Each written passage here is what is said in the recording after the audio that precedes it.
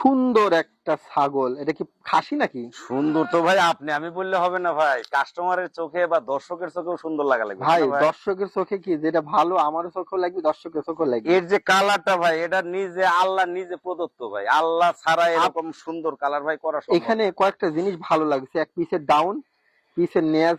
ওটা ভাই হলো এর মশাম ভাই, আপনি ছাগি ভাবেন না, এটা কিন্তু ভাই বিডার।